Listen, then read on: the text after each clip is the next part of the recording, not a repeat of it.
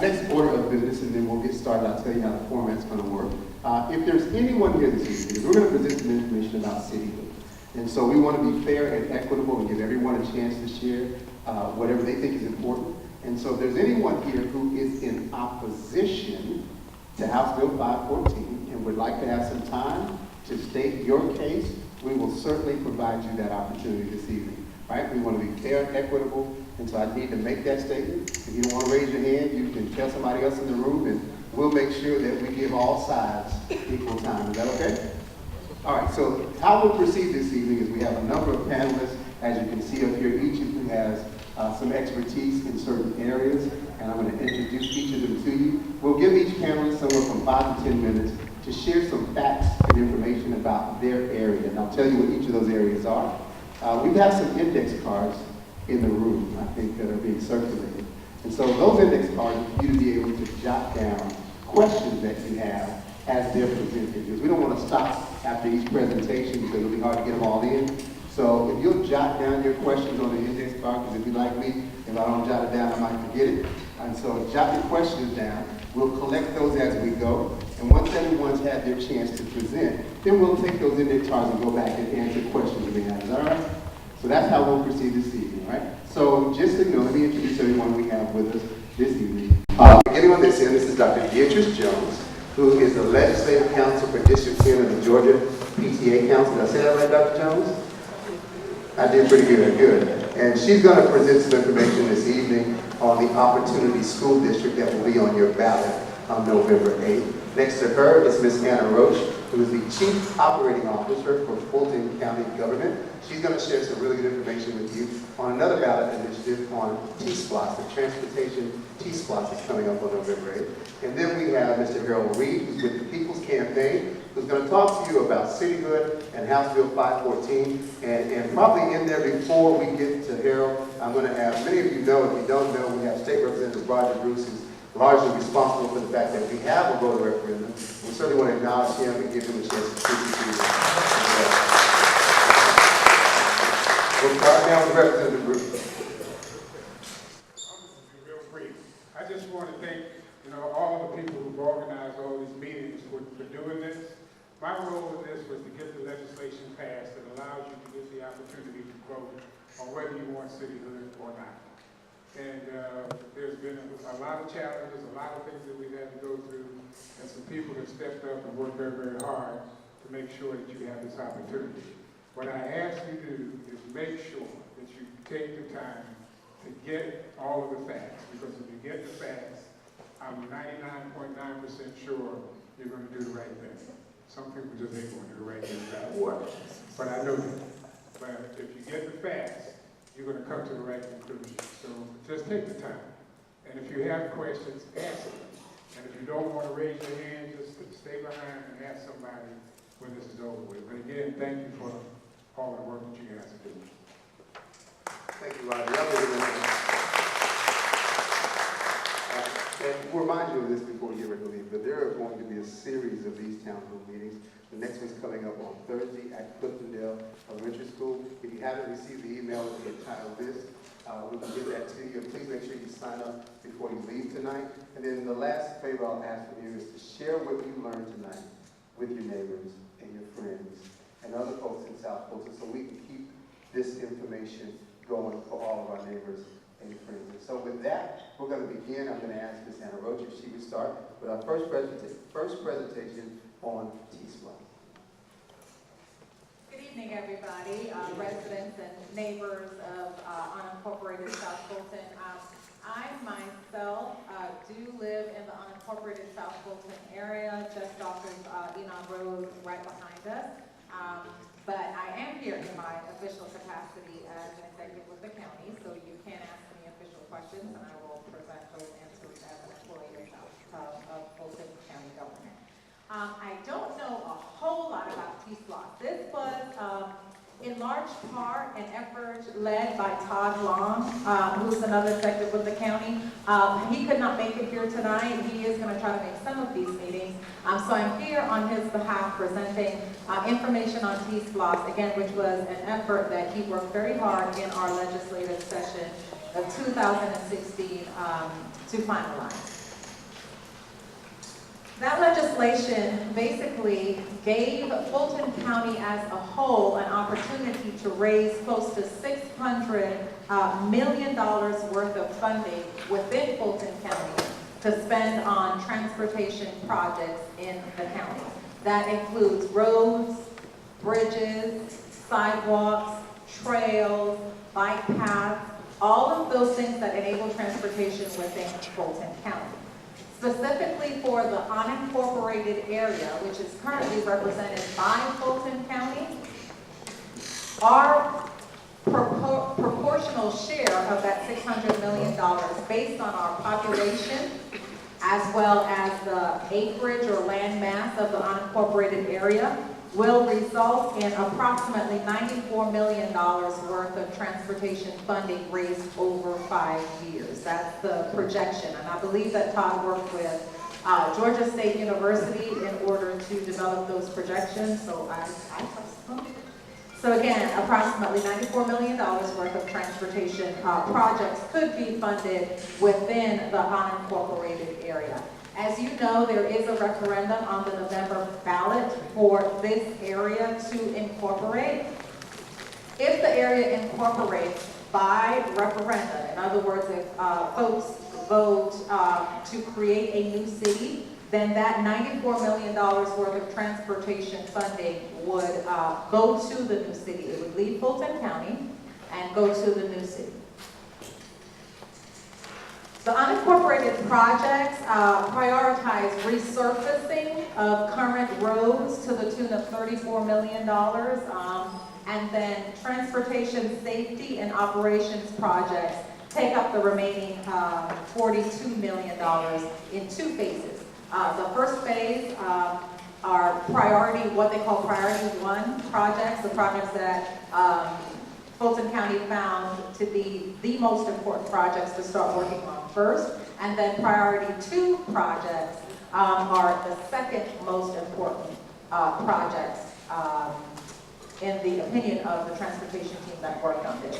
There is a priority 3 list, and that will be funded with any surplus revenue that was not anticipated when the projections were made. I do have a list of projects here. I'm not going to read every single one because there are a ton of projects, but I do want to give you some examples of what the projects consist of. Maintenance and safety enhancements, again, those went to approximately $34 million worth of those transportation projects, included resurfacing of certain corridors, subdivision toppings. Does anybody have a subdivision where the manhole is still projecting on top of it? Okay, well, it includes those as well. And for subdivisions who have been established for a very long time and your roads perhaps need resurfacing, those projects are included in the Tier 1 list of projects as well. The Tier 1 list of bridges for replacement or repair include the Butner Road and Camp Creek Bridge. If you guys know, it's a very narrow bridge right there when you make a left off of Camp Creek onto Butner Road if you are going west. That's one of the Tier 1 projects, as well as the Enon and Camp Creek Tributary Bridge.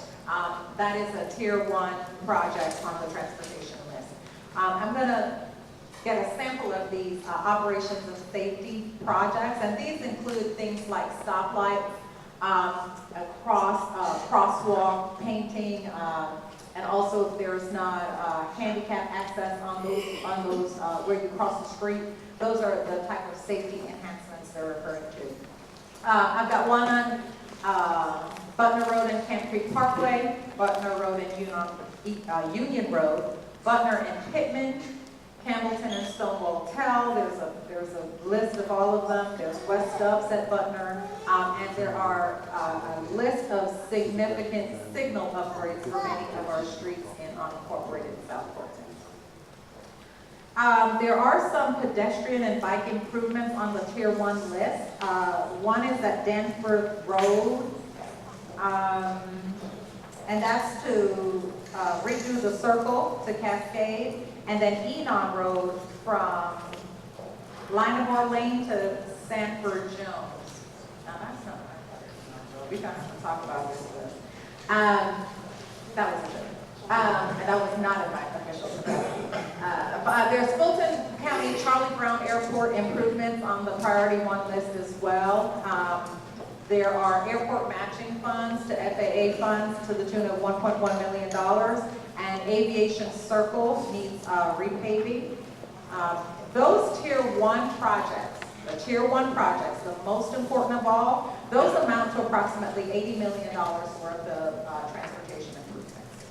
The Tier 2 projects amount to approximately $14 million of those transportation funds. And then the Tier 3 projects, remember, these are going to be if there's any additional unanticipated revenue that is above and beyond the projections that they made, and those are approximately $14 million.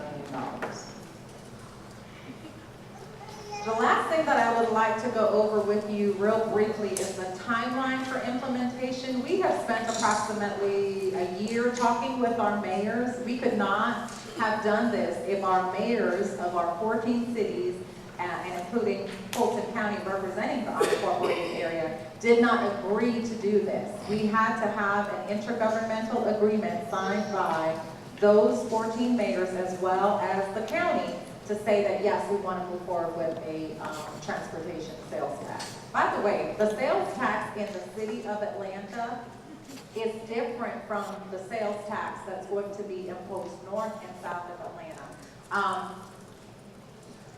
What they negotiated in the Georgia Assembly in 2016 was that the city of Atlanta could do the tax differently for themselves. They wanted to appropriate more of their tax funding to MARTA. So for the city of Atlanta alone, and I'll tell you what the breakdown is, just for the city of Atlanta, 0.5% of their tax is going to MARTA, and they're going to do an additional 0.4% for transportation in the city of Atlanta. So their total sales tax increase is going to be 0.9%. The rest of the county does it the same way. It's 0.75% across the board. All of the projects are going to be approved and controlled locally. So each municipality is going to decide what they want to spend their money on. And all of the lists are published on each of the city websites. I didn't lose anybody there, did I? Okay, good. So finally, again, the last thing that I wanted to leave you with was the timeline for implementation. Again, we spent a year with our mayors talking about this, and a few months ago, got that IGA signed by all of the 14 cities in Fulton County. The jurisdiction lists were complete on May 31st, consistent with the schedule within the legislation. We've had the official meeting to discuss the project list. That took place on July 7th. And the exact date for the signing of that intergovernmental agreement was on July 20th. Okay, now what's to come? On August 9th, we're having a resolution signed by the county. We had a resolution signed by the county. They had a special call meeting last week, and it was forwarded to the election superintendent so that to certify the ballot question so that it could go on the November ballot. Between August and November, there's going to be an education campaign on behalf of the county for the transportation sales tax. Now, again, the county does not take positions on any referendum item, and that includes the T-SPLOST. So we're not advocating for it, we're not advocating against it, but certainly we will give voters whatever information they need to make an informed decision in November. Same thing with Cityhood. The county neither advocates against the Cityhood, nor does it advocate for it. However, the Board of Commissioners is willing to provide every voter with the information that they feel that they could use to make an informed decision. And then November 8th is the referendum. It will be on the general election ballot, and that's when you have an opportunity as voters within Fulton County to vote either for or against a transportation sales tax. Again, that could raise approximately $94 million for your municipal area, which is the unincorporated South Fulton area. Thank you very much. Give that a hand. Thank you. Now be sure to jot down your questions because I know that was a lot of information and we do want to provide some time at the end if you need to clarify any of that. So next, our topic presented by Dr. Deidre Jones will be Opportunity School District Legislation on the November ballot. She is again with Georgia PTA District 10. Dr. Jones. Good evening, everyone. Good evening. It's good to be here. It's always good to be with my community. I want just to make sure that all of us are aware of what Opportunity School District is, and then I'll share with you what is on the ballot, and then we'll kind of break down what we're facing. So first of all, I just wanted to be sure that you are, number one, a registered voter.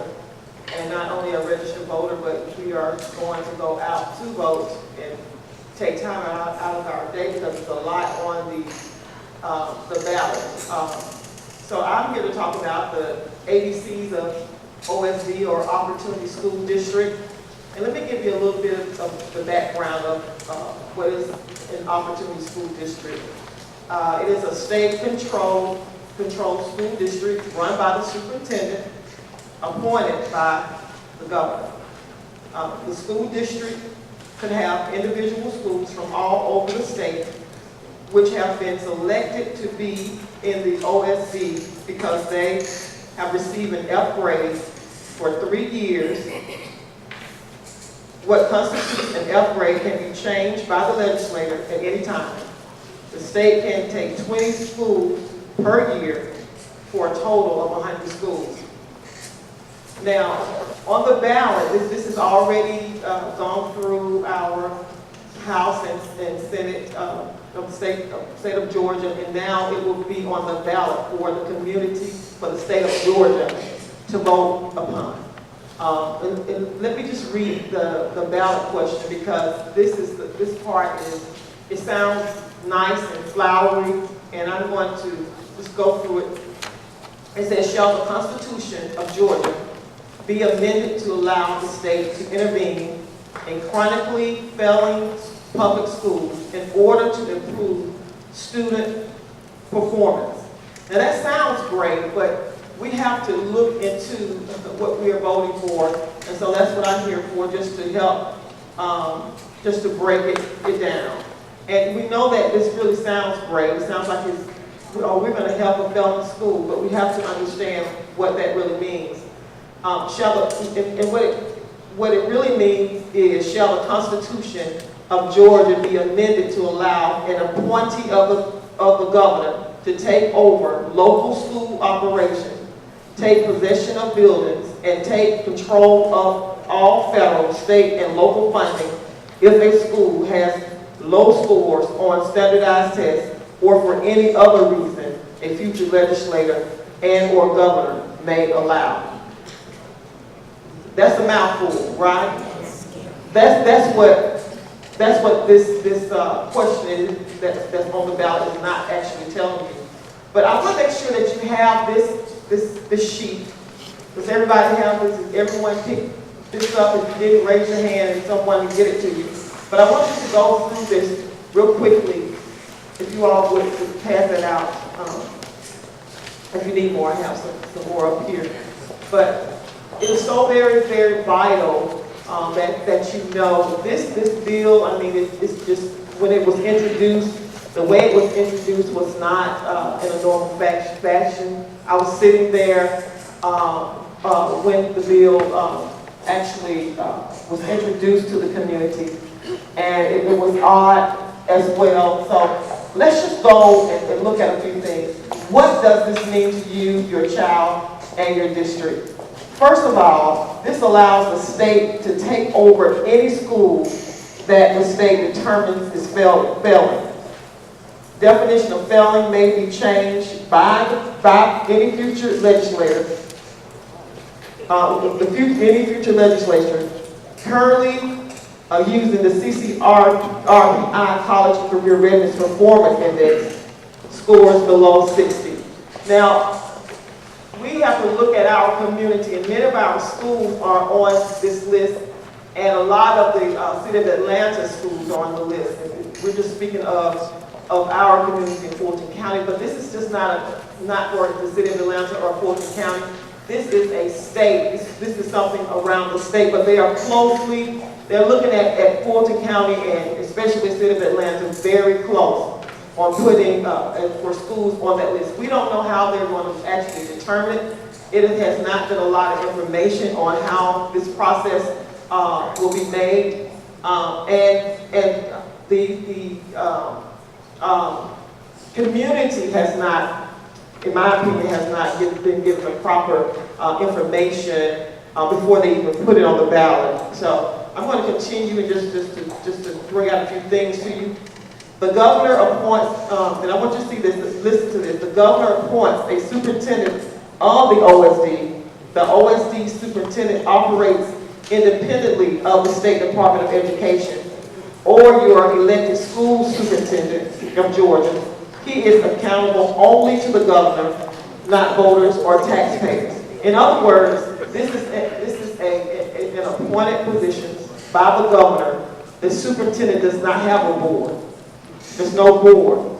There actually is no taxation without representation. So there's no board that the community can go to if they have a problem. This superintendent only has to report to the governor. Okay? All right, the Opportunity School District superintendent may do one of four things with the school without input from parents, teachers, administrators, the local school board, or the community. Number one, that superintendent can close the school and disperse the children and the staff around the county. Force the local school board to make changes to the OSD school, reorganizing the staff, firing all teachers, hiring new staff, etc., as directed by the OSD superintendent. Dual governance between the OSD superintendent and local board of education. Transfer the school to the State Charter School Commission, who can then hire a for-profit management company to operate the school. The local school has no role except to pay for it. In other words, the duty of the local board is basically to pay the bills. That's any upkeep that the school can be taken over by the state. Your local tax dollars will have to have an upkeep of the school.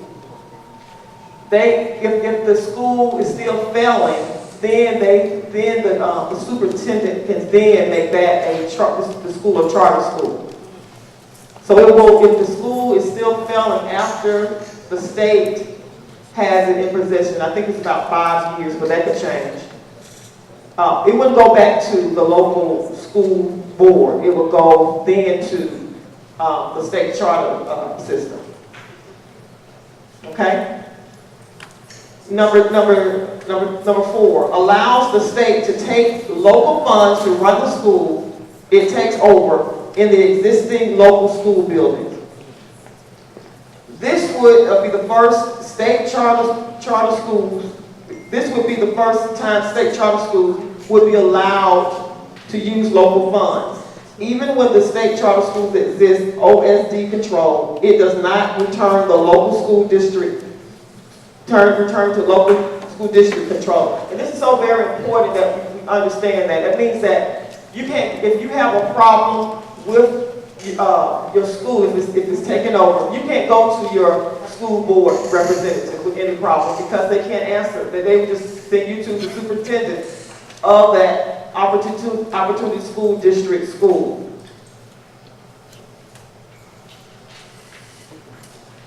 All teachers and staff can be fired from the local OSD school with no reason or recourse, but the local school system and your taxes will still have to pay their salary and reassign them. Teachers are hired by the school system, not the state. The governor has sole control over the district as his appointed superintendent serves at the governor's pleasure. And that's exactly how it reads how I actually read in this bill, that the superintendent serves as at the governor's pleasure. That's odd language to me. There is nothing in the legislation that talks about improvements in education or any extra resources for these schools. So it is business as usual in our schools, except the state and the for-profit management company run the schools. Additionally, schools that score low on standardized tests are not taken over by the OSD, get no extra help. The thing is, it's nothing really spelled out on what action that the governor or the superintendent would take to improve a school. We have asked for this information, but it has not been given to us. What are your plans? What are you, if this passes, what are you going to do different than what has already been done? Now, I do agree that in every school we do need improvement.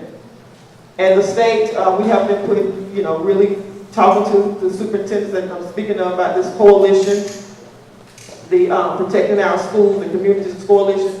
We have been asking, I think, the right questions to make the changes that are necessary. But we have to realize that we just need to come out to vote. And my question to you is, are you ready to go out and vote? And to ask your neighbors to go out and vote. This is so very important because what this ballot, the question says, if you are not educated, you would think it's a good thing.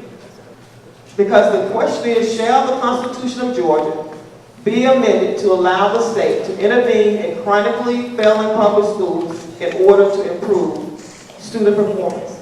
What I'll ask you to do, and I guess we'll talk about this a little bit more, please tell your neighbors, please tell your friends, and we'll make sure that we get the information to you, out to you. There was also another document that here, and I want you to just to go through it. I'm not going to read through this, but I do want you to at least look at some of these ideas on how you can help to defeat this ballot initiative. Please when you have your birthday parties and your meetings and your community meetings, make sure that you introduce this to those who don't know about it, and to explain to those who have heard about it, and just continue to have the communication. Send emails out, put it on Facebook, because many people, they just don't know. Thank you.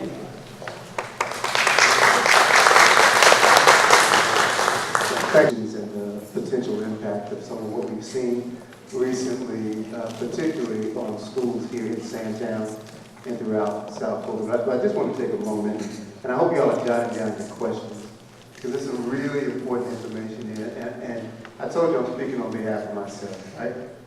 Y'all all get quiet, so hopefully you're getting this. I'm passionate about schools primarily because I think it's important, and I am the parent of 4 children that are in the Fulton County school system right now. And so my kids are educated in the same schools that we're talking about. This Opportunity School District is one of the worst pieces of legislation I've ever seen. This is not a new idea. When you get home tonight, if you have some time, get on your computer. They tried this in New Orleans after Katrina. They tried this in Detroit. And in both instances, it failed miserably. It didn't just fail, it failed miserably. It harmed children who look like us. Now, if you caught it earlier, she said that they're currently going to use the CCRPI scores. Some of you know what that is, the College Career Readiness Index.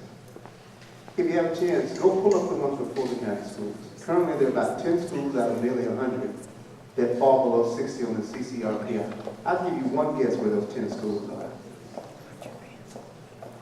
in our community.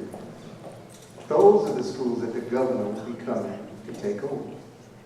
And when he takes them over, Linda Brown won't have anything to say about it. Your school board won't have anything to say about it. You won't have anything to say about it. Me as a parent won't have anything to say about it. But we're all going to keep paying for it. And they can come in under this bill. And by the way, anytime you see a ballot referendum that says, shall the state constitution of Georgia be amended, you need to stop and read very carefully. This is just another law. They're trying to change the state constitution, which means right now if they do this, it will be unconstitutional.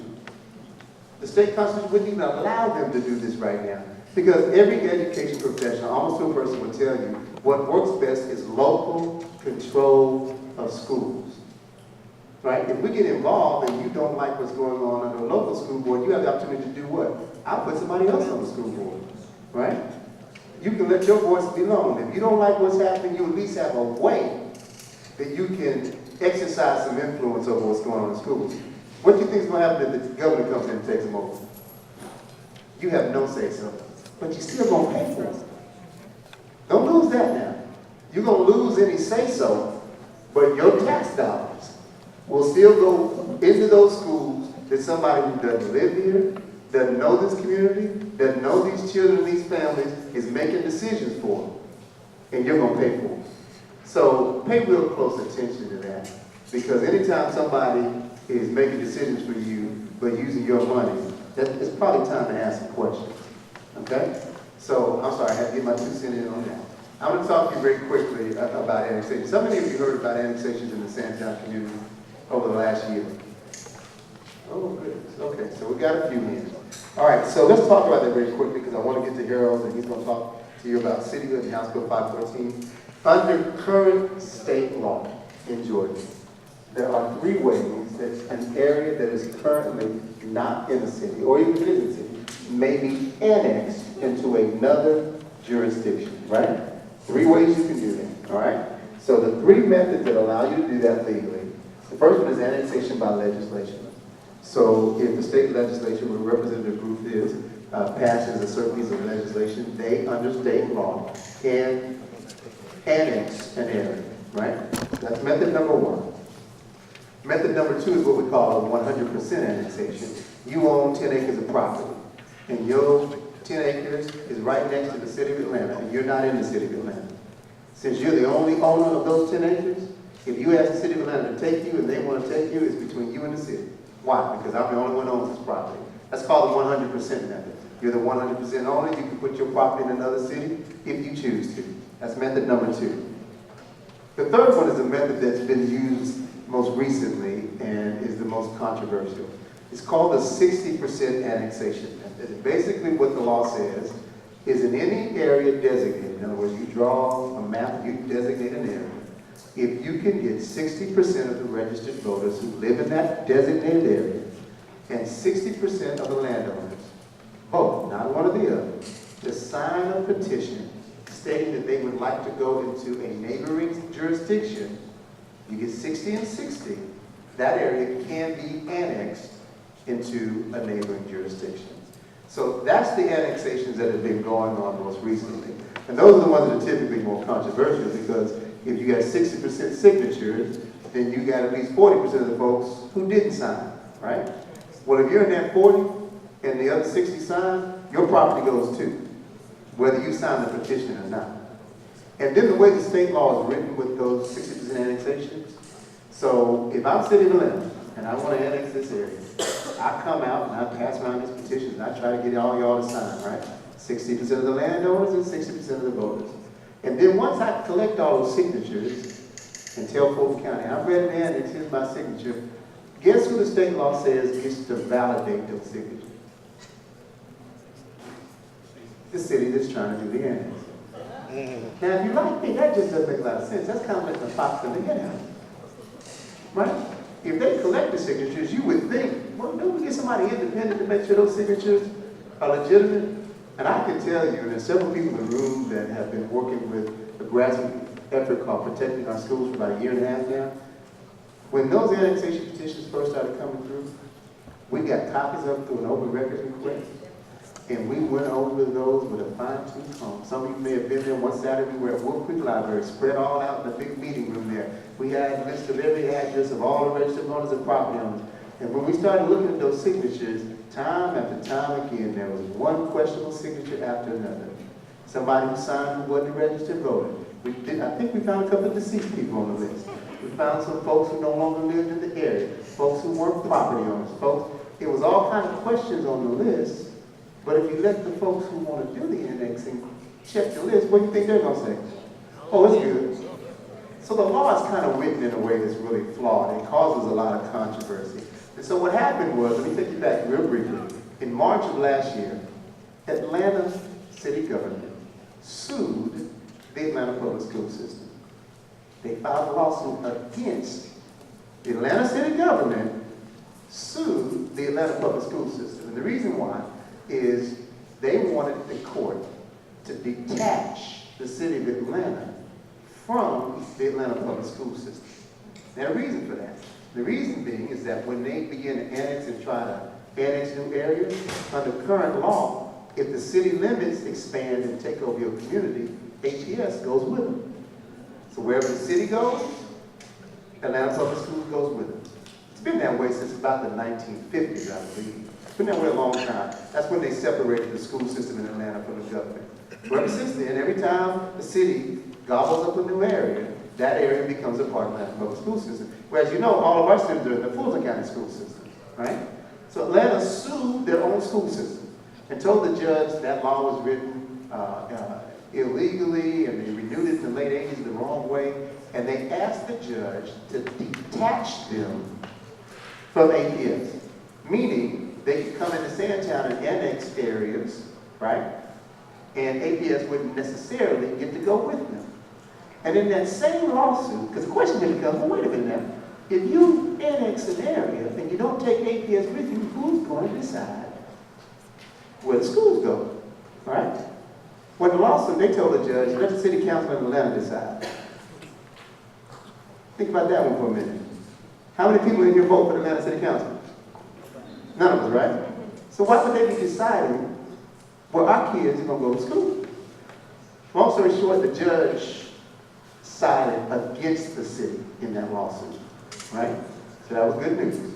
But they filed that lawsuit back in March of 2015, and we quickly found out why, because in April of 2015, they presented 3 annexation petitions, one for Sandtown, one for South Oaks, and one for La Coloma. The one for Sandtown was the largest one, and it included the very building that you're sitting in right now, Sandtown Middle School, and the one just on the other side of the Recreation Center, a Philip Landmark, right? And so they dropped these petitions, and for the first time in anyone's memory, that's the first time we had seen an annexation where they actually proposed to annex an area that had an operating school in it. Some of you may remember they annexed an area that contained Guilford Forest back in about 2006, 2007? 2005, thank you, Harold. 2005, as many of us remember that. But by and large, that annexation only affected the people who lived in Guilford Forest. Right? So there were no schools, no fire stations, nothing else in there. And so for a lot of us, we said, well, that's kind of up to the people in Guilford Forest, right? They should be able to decide where they want to go. Well, what's different about the ones that were presented in April 2015 is it wasn't just about the people in that area. Because when you start annexing schools, the significant impacts that happen. I'm going to tell you those in just a minute. So moving forward, in November 2015, the South Oaks annexation was approved. And by the way, about that time, over the last really 18 months, remember I told you 60 and 60, right? So one of those is 60% of registered voters. Well, what we quickly found out when we looked at those petitions is they didn't have 60% of the total, right? It was far below that. Well, the law also said you only have 1 year to collect those signatures. So when they got to the 1 year and they didn't have 60%, guess what they did? They started sending people down, citizens from Sandtown, to the Fulton County Board of Elections, challenging the names of registered voters to try to get them off the voter rolls. Why were they doing that? Because if I don't have 60% of the total and I can't add any more names, I'm trying to lower the number of registered voters so that the names I do have equal 60%. I've got some folks in the room who know the numbers better than me, but correct me if I'm wrong, I believe today they've removed nearly 200 voters off the voter registration rolls in our community. 200 folks that were registered to vote, that they went down and challenged to strike their names from the voter registration rolls. I don't know about you, I'm offended by that. This is my personal opinion. I told y'all that, right? We fought too long and too hard for folks to have the right to vote. To sit back and watch folks who are supposed to be a part of our community striking people's names from the voter registration rolls, right? So they did that. April 2016, thanks to the efforts of Roger Bruce and Dunzel James and some other folks in this room who were behind and working hard, the House Bill 514, which Cheryl's going to tell you about, was passed by the Georgia legislature. And shortly after that, in May, a whole nother slate of annexation showed up. So as soon as Roger and his colleagues got us the right to vote on whether we want to become a city, suddenly about 8 more annexations showed up. It was a whole flurry of them. They were trying to annex almost everything in this entire community, right? Some of them went through, some of them didn't. We can answer specifics about which ones did and which one didn't. The largest one, which would have annexed this school and H.W. Randolph, did not move forward. But they did annex several areas in South Fulton. So let me quickly tell you about what would happen if they annex your school. When they proposed to annex the area that includes these 2 schools, a bunch of us parents showed up at the next school board meeting and said, hey, what's going on? What happens if they annex these schools? And here's what the Fulton County School Board told us. If they annex H.W. Randolph and Sandtown Middle School, 1,850 students would be displaced without school. Those are the students that attend Sandtown Middle School and H.W. Randolph Elementary School who would not live in the newly annexed area. So they go to this school now, but if you annex it into Atlanta, they couldn't go here anymore because that becomes an APS school and they don't live in the new area. 1,850 students. What happens if you displace 1,850 students, right? It causes massive rezoning because those students have to go to school. They can't go here, so it's a domino effect. They start pushing them to Stonewall Tell and Renaissance Middle School and all the other middle schools and elementary schools around here. And what they eventually told us was it would virtually overcrowd every middle school and every elementary school in South Fulton if those 1,850 students got displaced. Now, I don't know about you, but I'm not really fond of them trailers behind the school. I know they're necessary at times. But if you got 2 or 3 now, and then they displace 1,850 students, you're probably going to end up with 7 or 8 or 9 because they got to house all these students. The other thing that happens is all teachers would tell you one of the most key factors to quality education is teacher to student ratio, right? We want that to be as low as possible because the less students a teacher has, the more effective they can teach. Well, if you take 1,850 students and push them into all the other schools, what's going to happen to that student-teacher ratio? It's going to go up. You got overcrowded classrooms now. It's a quality of education issue. So it's not just about these 2 schools, it's about what? All of South Fulton. Because every school is going to be impacted. All right, so the existing facilities couldn't accommodate those students. That means more trailers. And so eventually what would likely happen is they'd have to build 2 new schools. This school we're sitting in and the one next door are currently valued at a total of $54 million. Right? It's $36 million for this one, $18 million for Randolph. That's current. If you had to rebuild these 2 schools because we got put out, currently, you probably couldn't build this school we're sitting in right now for anywhere less than $100 million. You're not going to be able to build 2 new schools for what we built these schools for initially, right? And so we have to figure out who's going to pay for all of that. This school has an MOID program, moderately to disabled students. It was designed for this building. There's space in here to accommodate that. It's the only one in South Fulton. You lose this school, that program goes away. So there's a lot of, by the way, the Sandtown Recreation Center, for those of you whose children play with the Sandtown Youth Athletic Association or participate in after school or summer camp, that will be gone as well. And so there are a lot of impacts that these annexations would have on our community. And so some people go, well, listen, I don't really have any kids in school. What's the issue? Well, it goes beyond just the importance of education, and for me, that's enough. But the quality of schools in your community connects directly to your property value. As any real estate agent you know, when people start looking for homes, what's one of the first things they look at? Schools. Most of you probably did that when you moved here. It's one of the reasons many people moved in our community was because of schools in this area. So if the quality of schools in your area goes down, so does your property value. Talk to economic development specialists. What they'll tell you is when a company is looking to relocate their business to an area, what's one of the first things they look at? Schools. Companies don't tend to relocate to an area that doesn't have good schools because where their employees' children are going to go to school. And so it connects to economic development is a larger issue. So all of that connects to it. All of that is really vital and leads us to the next topic for this evening, which is House Bill 514, because the easiest way, the single best way to stop all of these annexations, I got you, Rod. The single best way to stop all these annexations is you incorporate. You become a city, and then nobody can annex anything. By the way, there is a moratorium in place, right?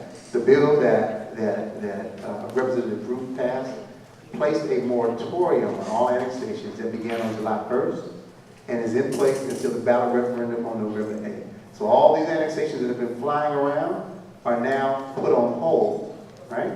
Until such time as you have an opportunity to choose your favorite. Representative Bruce.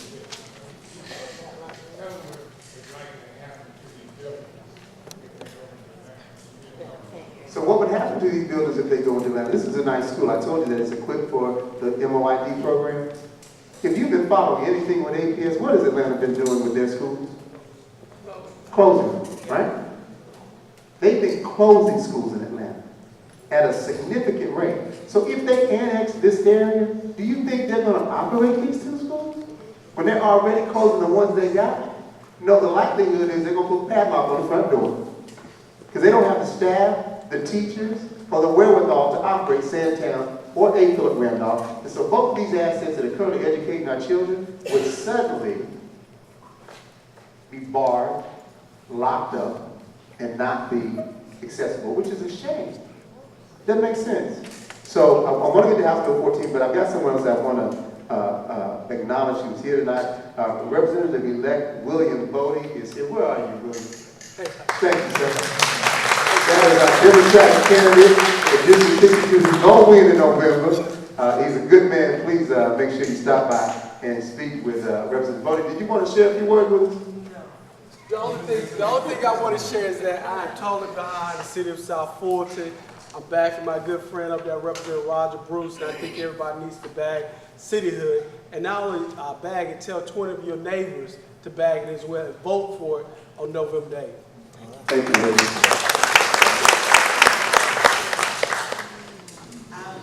Thank you, Tony. While Tony brought up annexation, I do have a statement to make as it relates to T-SPLOST. So we had a number of annexations, as Tony said, in 2016. Once the referendum, or once HB 514 passed in the legislature, there was a flurry of annexations into the city of Atlanta. Everyone should be aware that for purposes of T-SPLOST, any project that was within those areas as unincorporated Fulton County projects are now off of the project list for South Fulton. So I'm not sure if you recall the way that the city of Atlanta is going to do their SPLOST. Half a penny is going to MARTA, and then 0.4% of their transportation SPLOST is going to roads, bridges, transportation for the entire city of Atlanta. So to the extent that those projects are going to survive, the Atlanta City Council would have to basically adopt those projects over the projects that were previously identified for Atlanta. So just to be clear, if a project was on the T-SPLOST list prior to annexation, that project cannot, by the law that enabled the T-SPLOST, it cannot be funded by the unincorporated area, so those projects are off of the unincorporated area project list. And Mr. Rose, would you point out that And the Cascade easiest Exchange? example of that is I-285 and Cascade Road, which we all know needs to be improved. If you've ever driven through there, but really no matter what time of day, particularly when there's any amount of traffic coming. There was about a $10 million project on the list to rework that interchange so that the traffic would flow better at I-285 and Cascade. But Atlanta annexed that area before the deadline was July 1st. So now that project is off the list for unincorporated buildings because what? They're not in unincorporated anymore. And whether or not Atlanta chooses to go back and refund that is at best a question. Because mind you, Atlanta already had their projects on the list, right? So what would have happened if they stayed unincorporated now doesn't happen unless and until Atlanta, who annexed that area, decides to do their own project at Cascade and I-285. And so that's a real example of what happened with T-SPLOST and how they lost the project that was already on the list is now off the unincorporated list, and who knows where it may go. So with that, I want to get to Harold Reed. He's going to talk to you about House Bill 514 and Cityhood. And after Harold has that chance to do his presentation, then we'll start fielding some of your questions. Good evening, everyone. I'm going to stretch my legs because I've been sitting out too long. Again, my name is Harold Reed. I am a resident of unincorporated South Fulton County. Have been here for roughly 16 years, but I have been a resident of the South Side of Atlanta for the last 45 years, and I am, in fact, a Brady baby. I'm born and raised right here in Atlanta. So I give you that background so you'll understand I'm not speaking from the standpoint of a neophyte who's fresh off the boat. I've been here for a long time, and I have seen this area, the unincorporated area, change and grow, and it has grown for the better. We have developed a certain lifestyle down here that, quite frankly, not only do I think it's worth preserving, but it's worth enhancing. That's where House Bill 514 comes in. Now, this bill was passed and passed by both houses of the legislature in this last legislative session, and it was signed into law by Governor Dean. Now, what this bill does is it allows you to vote in a referendum on November the 8th as to whether or not the city of South Fulton will be incorporated with its own charter. That's a lot, but what it basically says is whether or not we become our own city. Now, I'm going to give you a quick history lesson so that you understand what this really entails. Back in 2005, when the cityhood movement first started to gather steam in the metropolitan Atlanta area, a bill was passed by the Georgia legislature. It has the designation OCGA, which is the official code, OCGA, official code of Georgia Anatolia, 363112. It was referred to as the Schaefer Amendment. Now, what this bill basically said, and I might add, it was passed by the legislature, but it only applies to Fulton County. Underscore that, only Fulton County. And what it basically said was, taxes collected for municipal services in unincorporated areas could only be spent in contiguous areas. That makes a lot of sense, right? What it basically means is taxes have to be spent where they're collected. And this was set up to punish you miscreants here in South Fulton County. Because folks knew all along North Fulton County was carrying you. They knew it. So they were going to cut off your source of money. Fulton County, by 2006, had to completely change their accounting system so that, in fact, they can identify where tax dollars originated to make sure they were spent in the areas where they originated. Guess what, y'all? You little poor people in South Fulton County have been carrying Norfolk.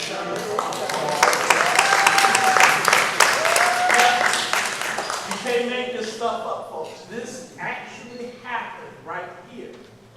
Okay, now, they put this system in place. For the last 10 years, you have been paying for every county, every municipal service you get. And you are the only people who are paying. You are paying for your police. Nobody pays anything. You pay for police salaries. You pay their benefits. You pay for their retirement. Fire, you're the only people who pays for fire.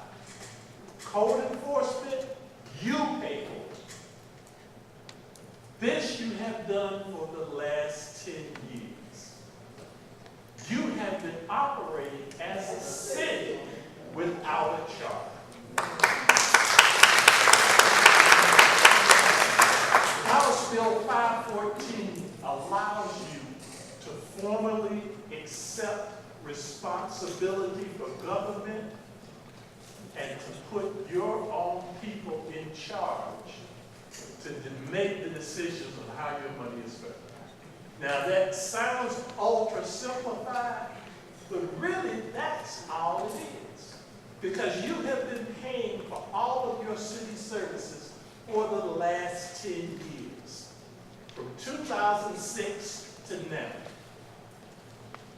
Okay, local control should not be underestimated as far as its importance, however. Because right now, decisions on how your tax dollars are spent are decided by the 7-member Board of Commissioners of Fulton County. They are really nice people. However, only one of them even lives south of I-20. But they make decisions as to whether or not that dollar store is going to go down the street. They make decisions as to whether or not you get to hire 10 more police officers regardless of how much tax money you are generating in your own area. House Bill 514 sets up a mechanism whereby you will have 7 council members and a mayor who will set the policy for this area. It also says you will have a county manager, a professional, who will run it. Oh, excuse me, city council. I apologize, I get carried away. But it's a city manager who will run it. Again, this is you taking care of yourself. This is what the civil rights movement is all about. It's about you making decisions as to how you will live your life. Now, everybody in here moved to South Fulton County, unincorporated South Fulton County for some reason. If you have been here over 5 years, you have seen a major change in South Fulton County. We want to continue that change, that upward movement. And the best way we can do it is to start making our own decisions. Now, as I said, you're paying for all of the services you receive. Now, something that has come up several times, people would like to throw the annexation thing in our face and say, oh, you don't have enough money to do it anymore. Okay. The 2016 budget is in place. It's functioning. What we're talking about is beyond 2016, 2017. I have a sheet here. But I know the numbers by heart. I don't even know it. All of the annexations that have been proposed since January of 2016, the total effect on the tax digest is $432,000. Okay. Oh, yeah, you're right, exactly. Now, people like to throw up the number, oh, this commercial property is valued at $31 million. They don't pay $31 million in taxes in a year. The total, now I'm going to give you the exact number, because I think people should get exact figures.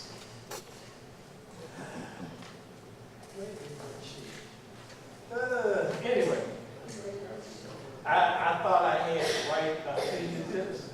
Yeah. Oh, here we go. Here we go.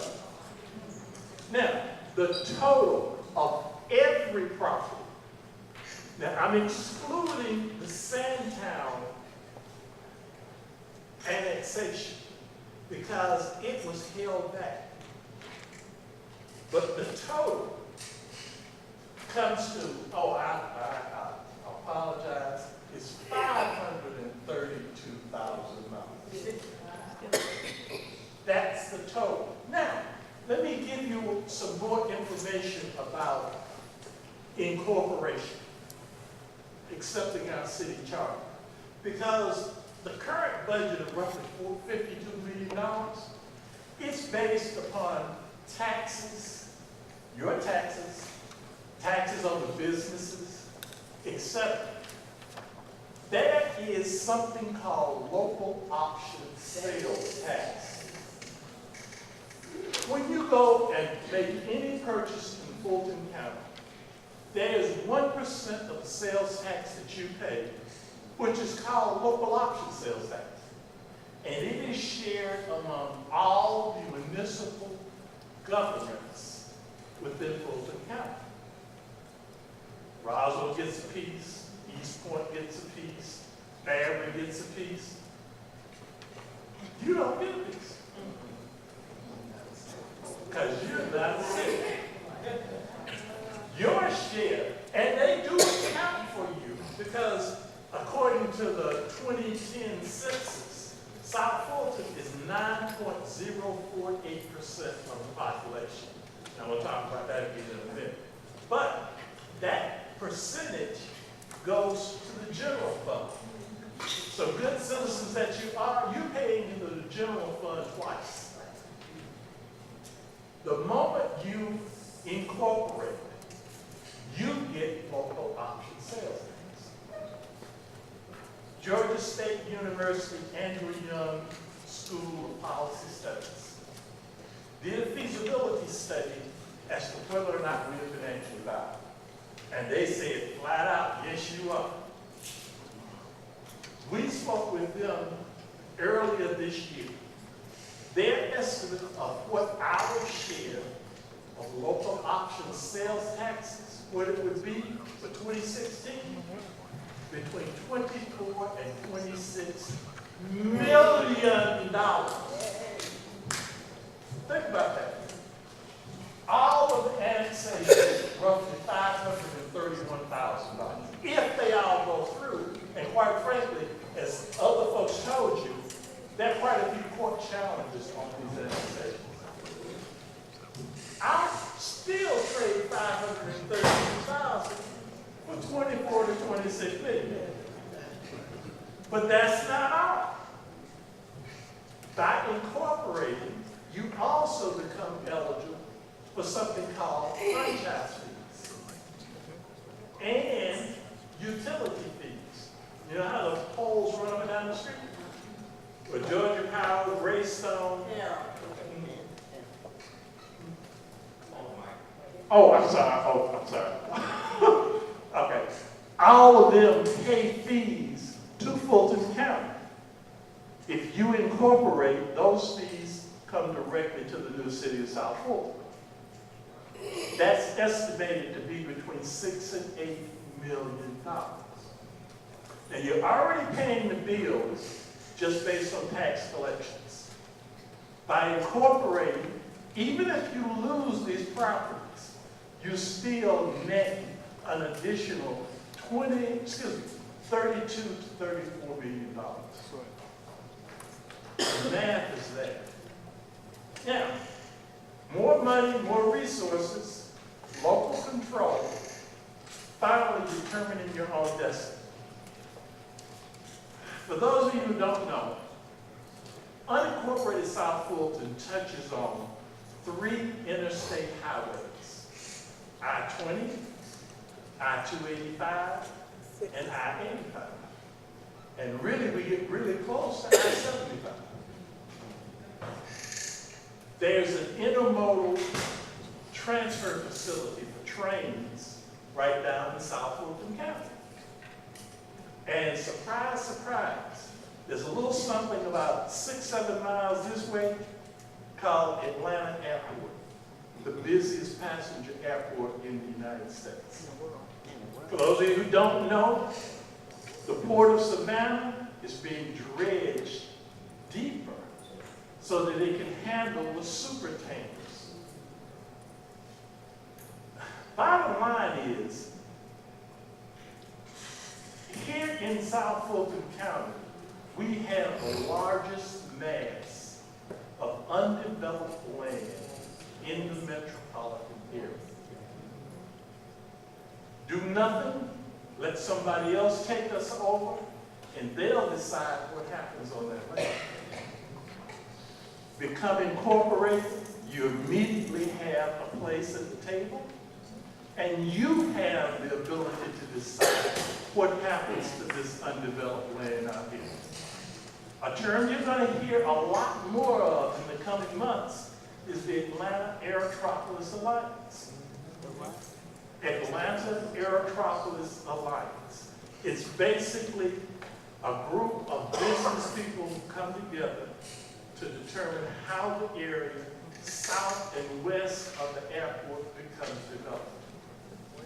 2 of the major corridors coming out of the Atlanta Aerotropolis Alliance are I-85, well actually 3, I-85, South Fulton Parkway, and Camp Creek Parkway. Guess what defines our physical area? I-85, Camp Creek Parkway, and South Fulton Parkway. We are on the cusp of an explosion of development, and we need to have a seat at the table so that we can determine how that development proceeds. Anyway, I'm going to stop here because I want to respect everyone's time, but I hope you got the picture that in fact there's a lot of good that will come out of this. Now we constantly ask as we go around and talk to people, what are the drawbacks? What are the hiccups?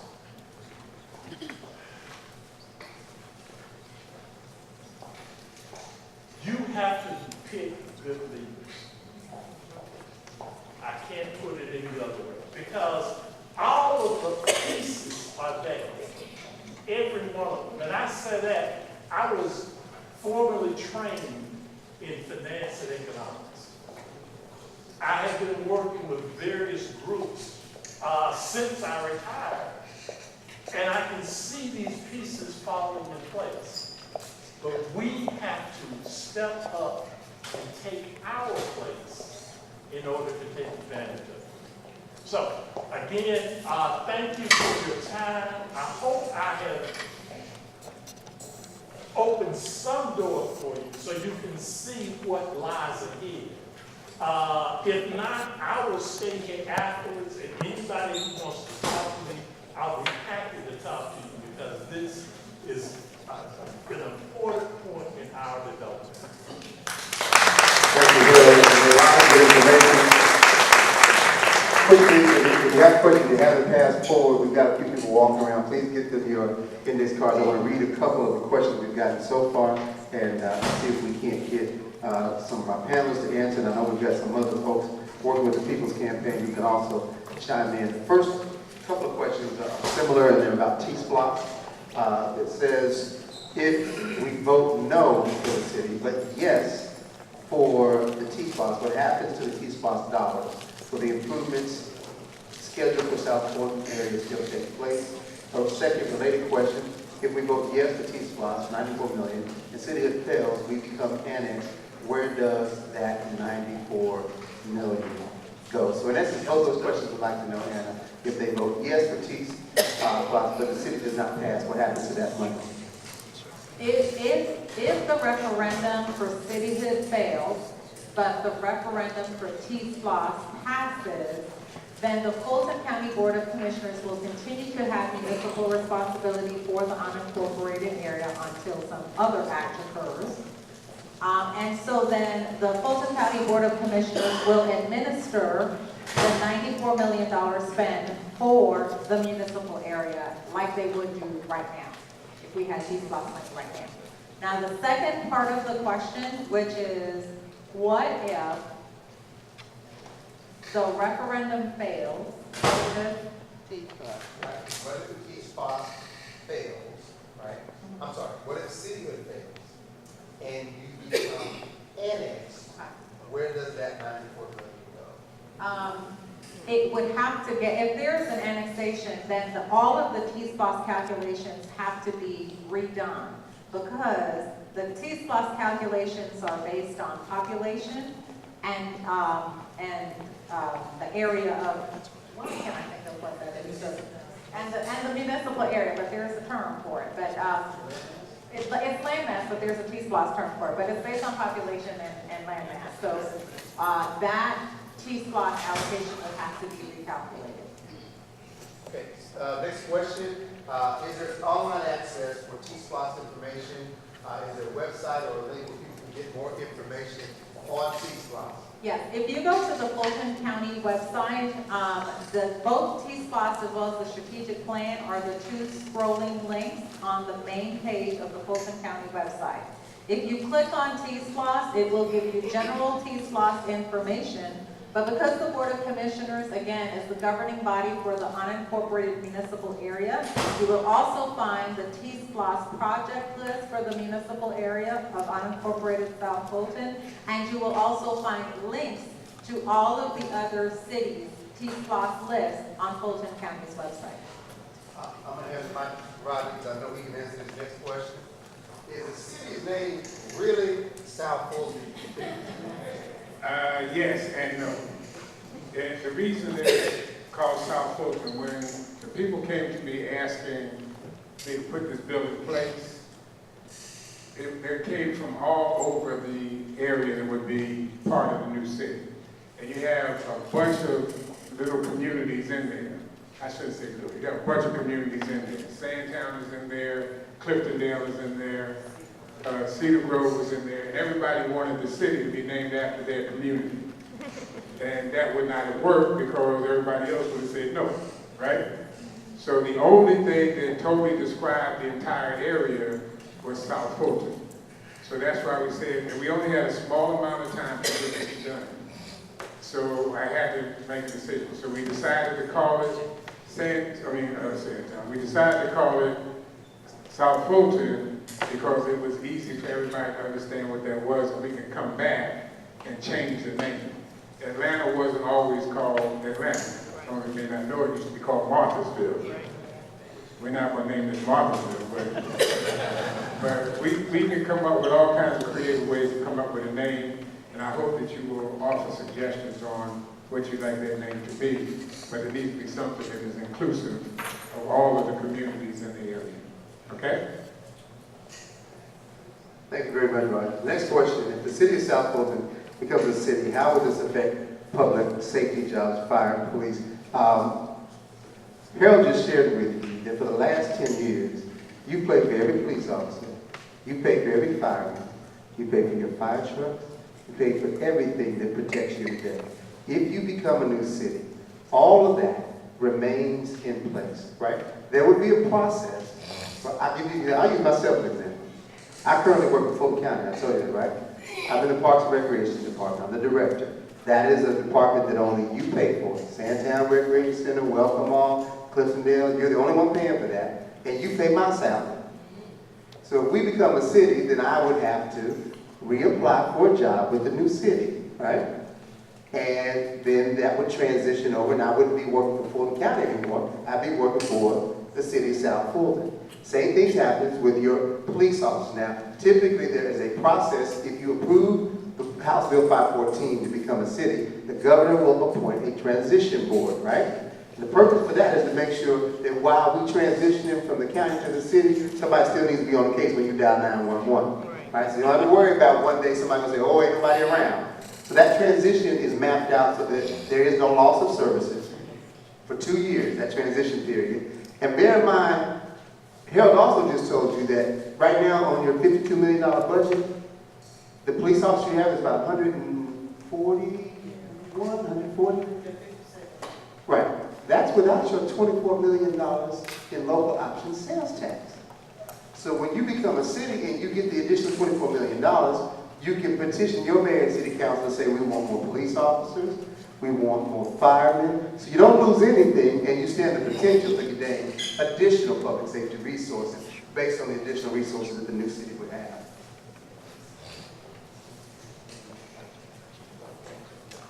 Where will the courthouse be located for South Fulton?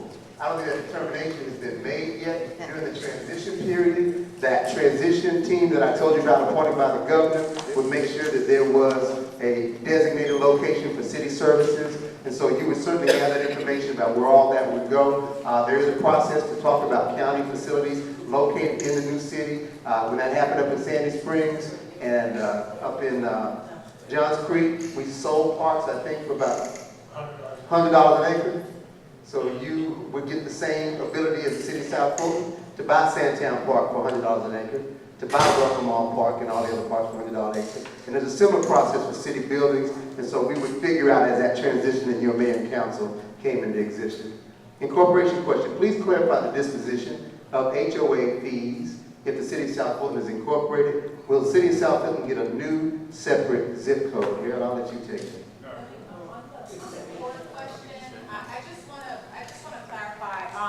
That our superior, state, and magistrate courts are county-wide functions. Those are not city functions. And to the extent that there will be a municipal court of some kind, that's the only court you would be talking about. Right. But our superior, magistrate, and state court are county functions. Those will continue to be funded as they are right now by the county, including the district attorney's office, the county coroner, also known as the medical examiner. Those are all county-wide functions. Cities only operate municipal courts. Now, some of you probably got a ticket in Union City. So, none of y'all got a ticket in Union City? Yes, ma'am? Okay, so, you get a ticket in a local city, you go to their municipal court, right? But if you commit a felony, you're going to end up in the Fulton County Courthouse downtown. That's the difference, okay? There's another part.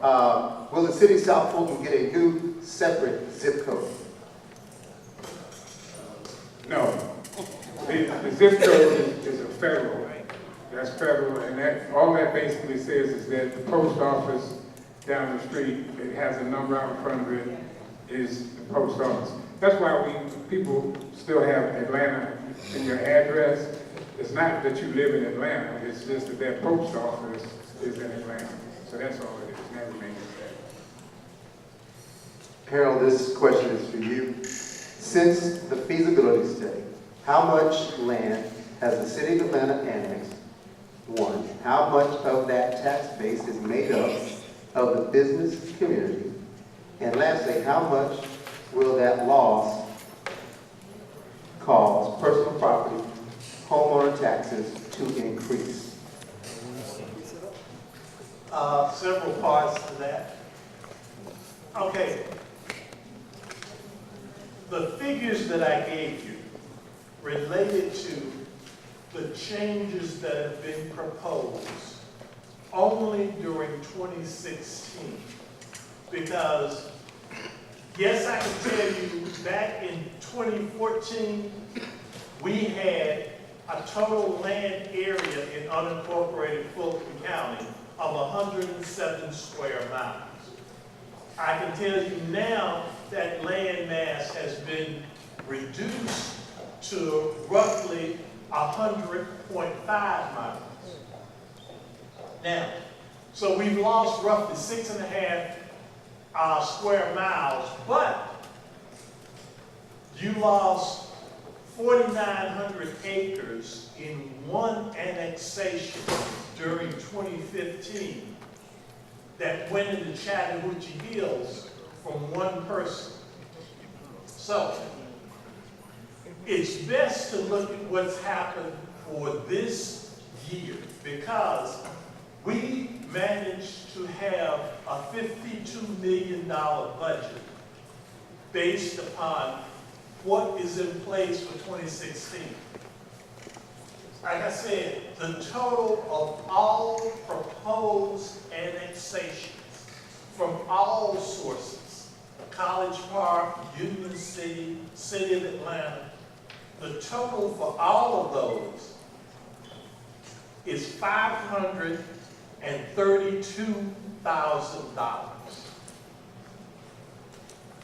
For all of those that are proposed. But again, of these that are proposed, Fulton County objected to 1, 2, 3 of them. Four. There are the Sandtown 2, which was the largest one, wasn't even completed in time, so it's been withdrawn. Well, table, excuse me, that's right, table. But again, it has not been a material impact on the tax base for unincorporated South Fulton County.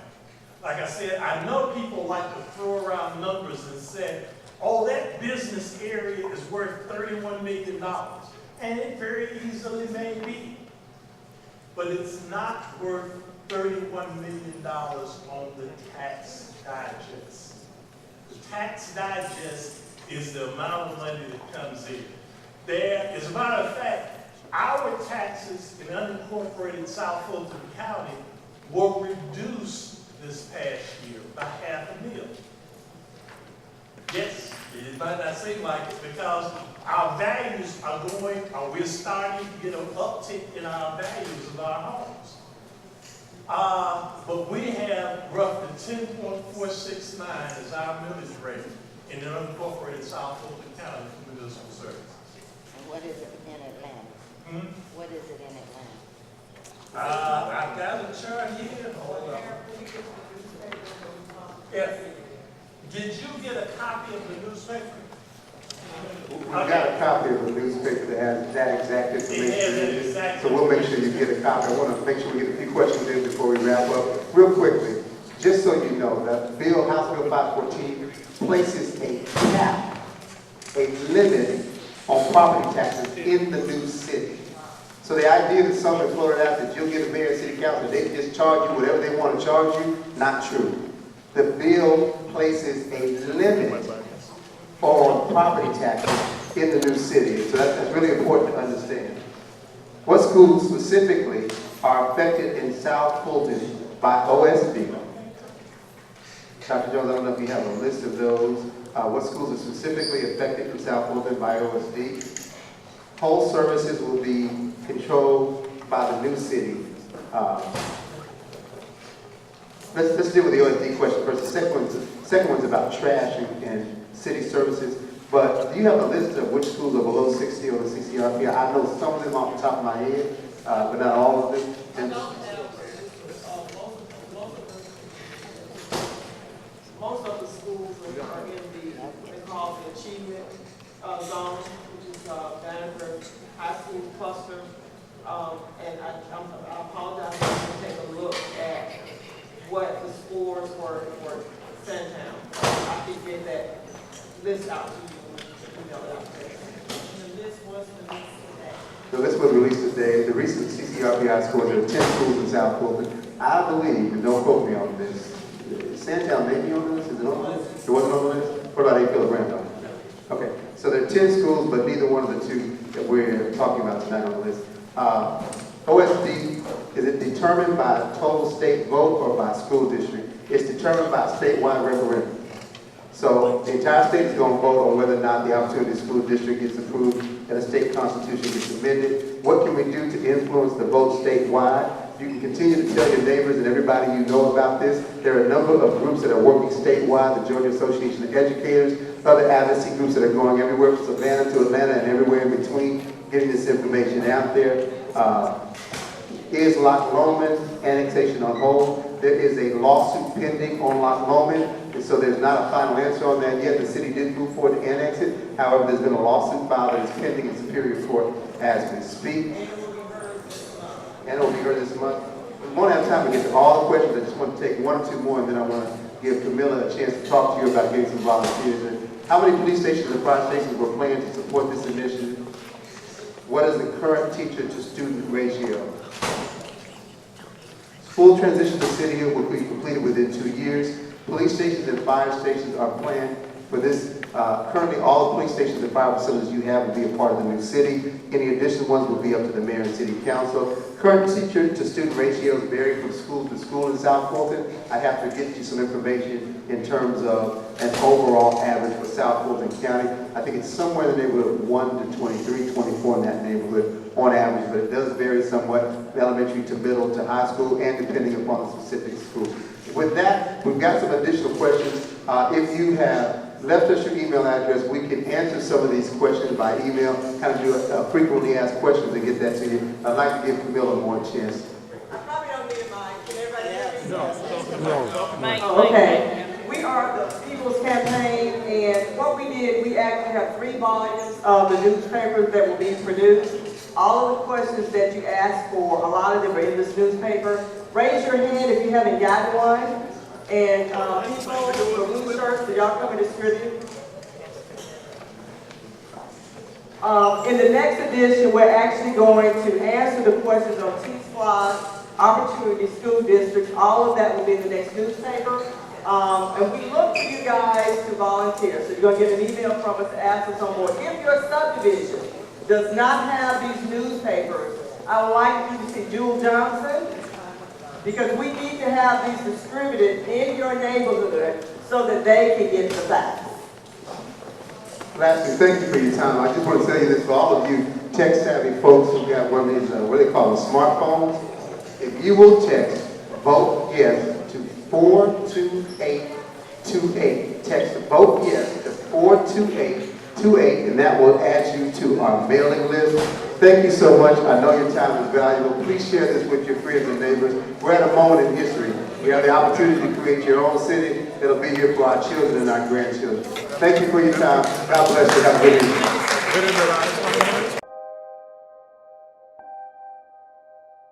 Swizzle.